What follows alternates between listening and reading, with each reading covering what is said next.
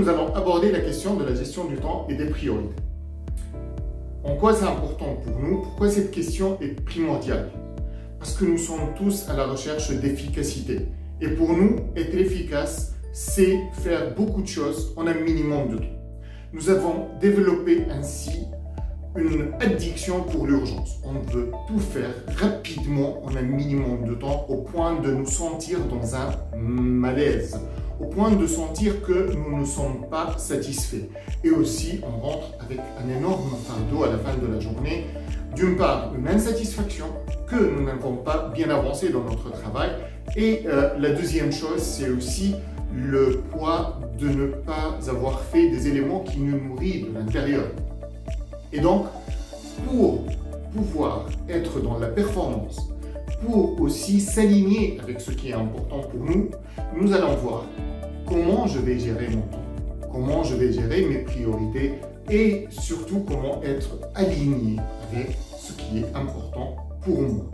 Et donc, la première étape qui est fondamentale, c'est le fait de lister ce qui est important pour nous, ce qui rentre à la fois dans l'importance et dans l'urgence. Et nous allons répartir des activités de 4 familles, de 4 natures. Le premier type d'activité, c'est les activités physiques, ce qui va nourrir mon corps, ce qui va me nourrir, ce qui va aussi absorber l'énergie négative qui est dans mon corps. Et le deuxième élément que je vais noter sur mon agenda, c'est aussi tout ce qui est social, les interactions sociales, connaître de nouvelles personnes, être en interaction avec des personnes que j'aime, partager du moment avec ma famille et aussi aider et se faire aider. Et comme vous voyez, on répète souvent la notion d'aide, d'entraide et la notion de se faire aider avec des ressources externes. Et ça, on le fait souvent parce que quand nous avons besoin de quelque chose, on interagit pour se faire aider. Le troisième élément, c'est aussi l'élément intellectuel, c'est-à-dire le besoin intellectuel où je vais nourrir mon esprit, apprendre, me développer de nouvelles compétences, du nouveau savoir.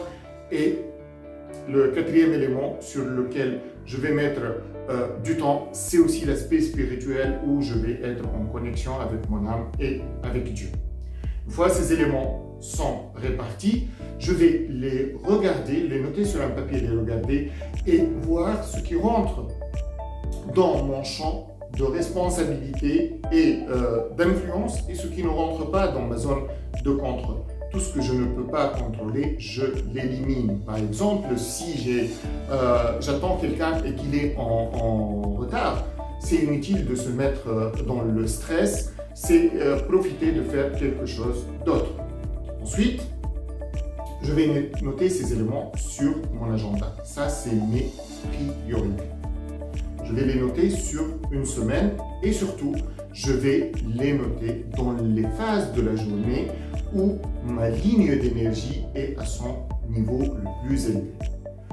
Qu'est-ce que cela veut dire, la ligne d'énergie? En fait, nous avons des niveaux d'énergie différents tout au long de la journée. Nous avons des niveaux où notre énergie est au top et nous avons des niveaux où notre énergie est relativement en baisse.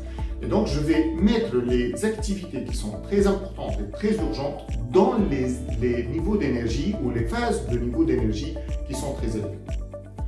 Ensuite, qu'est-ce que je vais faire? Je vais prendre les activités qui sont importantes, mais pas urgentes, ou bien les activités qui sont urgentes et pas importantes, et je vais les déléguer. Je vais les confier à d'autres personnes, à mes collaborateurs, à d'autres ressources externes. Par exemple, vous ne faites pas votre jardin, vous ramenez un jardinier pour le faire. Vous ne lavez pas votre voiture, vous l'emmenez à la station-service pour qu'elle se fasse laver. Et donc, comme ça, qu'est-ce que je vais faire? Je vais libérer du temps. Je vais libérer du temps par rapport à mes priorités, me concentrer plus sur mes priorités. Ensuite, j'ai mon agenda, j'ai mes activités qui sont très importantes, très urgentes.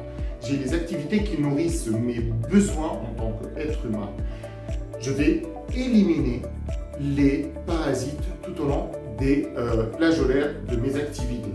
Enlever les notifications, mettre mon téléphone en mode silencieux, mettre mon ordinateur aussi en mode sans notification et principalement éviter tout ce qui est information et éviter tout ce qui est réseaux sociaux.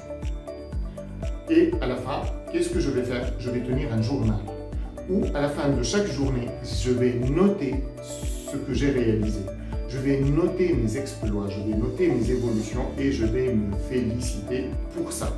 Et comme ça, je vais entretenir mon cerveau dans l'amélioration continue et dans l'excellence. Voilà, c'était les clés pour la gestion du temps et des priorités.